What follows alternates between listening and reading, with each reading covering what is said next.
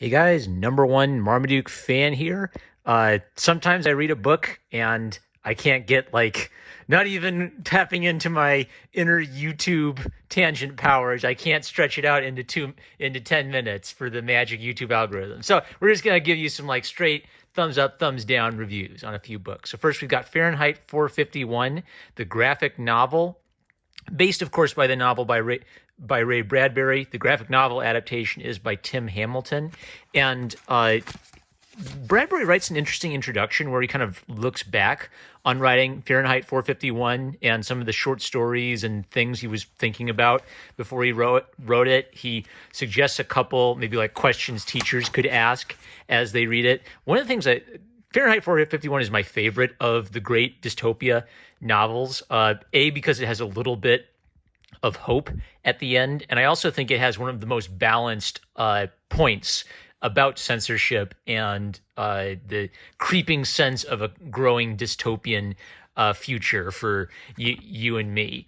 One really neat thing about this is in Fahrenheit 451, Ray Bradbury talks about television and comic books as something that is potentially threatening to literature. And to the credit of Tim Hamilton, this is included in the graphic novel adaptation. I got the impression that Ray Bradbury was actually involved in making the graphic novel adaptation. So that raises the question is, why would Ray Bradbury approve a comic book adaptation of Fahrenheit 451 if he's critical of comic books as maybe a dumbing down kind of media? And something that I've kind of concluded is a lot of people in comics are almost it's like they have an inferiority complex about the medium and they desperately want to be taken seriously for making comics.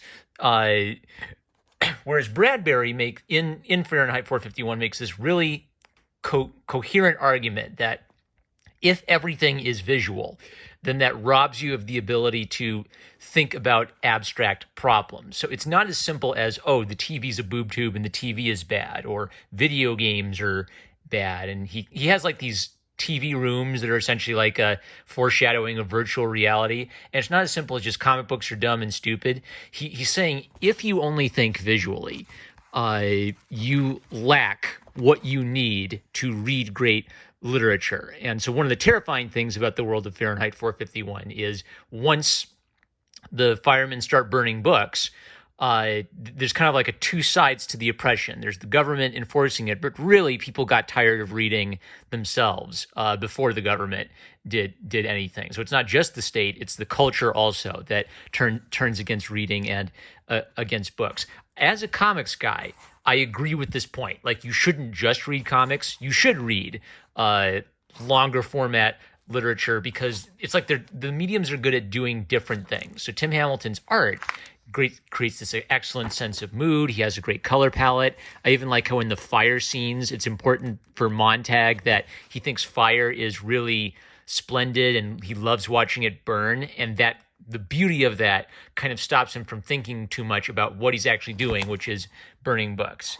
They only need understandings to know how the wheels run. When did it all start, you ask, this job of ours? I'd say it really got started around the Civil War. We didn't get along well until photography came into its own. Then motion pictures, radio, television. And they show kind of the dumbed down, Time Magazine, Reader's Digest, for Dummies and Cliff's Notes books, comic adaptations of the classics.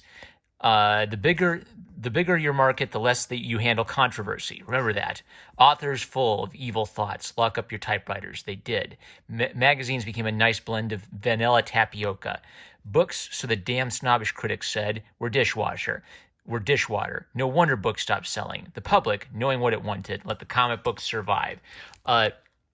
If you are into comics, what I would encourage you to do is get past feeling like what comic books that you need to prove the comic books are a serious form of literature or a serious form of art, and just get to the business of making good, fun comics. So my answer to the reason why I think Ray Bradbury approved a graphic novel adaptation is he recognizes that there are people who are purely interested in sort of visual forms of entertainment. And I think he's hopeful that he has something important to say to these people about the state of our culture and how censorship functions to help the state maintain power over people. So he's perfectly comfortable with communicating in this format. But his bigger point is it's not enough for us to just grab the little 2-sentence summaries of the great books. We actually have to read and enter into and understand the great books. And I agree with that point. So this is one of my favorites that I've read. Constitution Illustrated by R.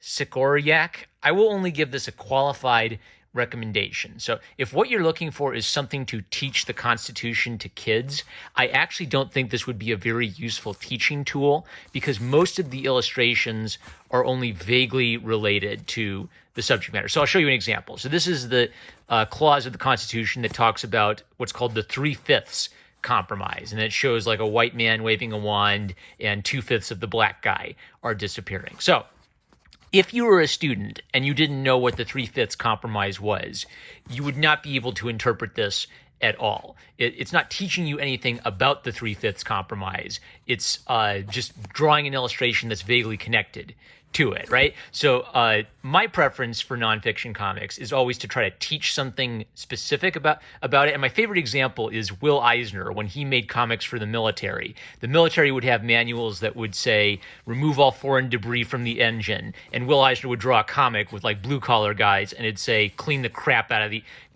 engine, right? He wrote it at the level that the kind of like blue collar World War II soldier could understand. So this is a pet peeve of mine. The 3/5 compromise gets cited a lot in American politics by people making a moral point, but they almost never explain what the heck the 3/5 compromise was. So here's the little fun fact. I want, if you take away nothing else, the abolitionist anti-slave states wanted to count 0 black slaves as people in terms of counting the population, and the southern slave states would have preferred to count black slaves as a full person for the purpose of determining population. What? That doesn't make sense. Why did the abolitionists not want to count the slaves? Because counting the population affected basically the electoral power of the different states. So the reason there's a 3/5 compromise is I don't think the northern states were just trying to say,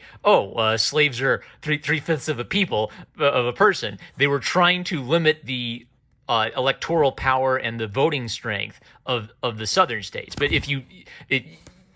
people who are using the 3/5 compromise to make a moral point don't necessarily care if that's what's going on. It just sounds so good as a way of making a moral sentiment. Can you believe that people were treated as 3/5 of a person in the United States? Well, if you get the history, this is almost like that Ray Bradbury point. If you get the history and you kind of know what was going on, I think that's always, knowing the history is always more important than knowing the moral interpretation of the history. Oh, okay. So the big deal about this is every clause is illustrated by a different comic artist, but it's not the comic artist drawing that. It's R. Sikoryak doing a really incredible interpretation or imitation of all these different comic styles. So as I was reading it, I was thinking, well, okay, but who are all these guys? Okay, good. So I was worried they weren't going to cite them. So they do cite them at the end, so you've got to flip back and forth a lot.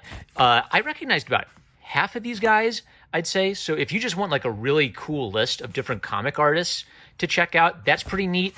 But I don't think like a high school student or like an elementary student who read this is going to get anything out of this that they couldn't get just from reading the text of the Constitution all by itself. So just kind of like a qualified recommendation. And then Case Closed, Volume 25, I found it. We're going to continue my goofiest favorite series of all time. It is impossible to review Case Closed. Why? Because then I'd have to spoil the murder mysteries. Okay, well, what about the subplots and stuff? Are they doing interesting stuff in the subplots? Every volume is the same. It's purely 100% about solving mysteries. But actually, no, Volume 25, there's a dramatic revelation at the end. Could it be? Has Jimmy's identity finally been found out by Rachel? I guess I've got to go to the next volume to find out. Or maybe it's yet another head fake. Who knows? But this is such a perfect series that is impossible to review beyond saying it's a perfect series and you need to read it. All right, those are our 3 quickie reviews. We don't need no stinking 10-minute videos. Number one Marmaduke fan. Love you guys. Like, comment, subscribe. Catch you later.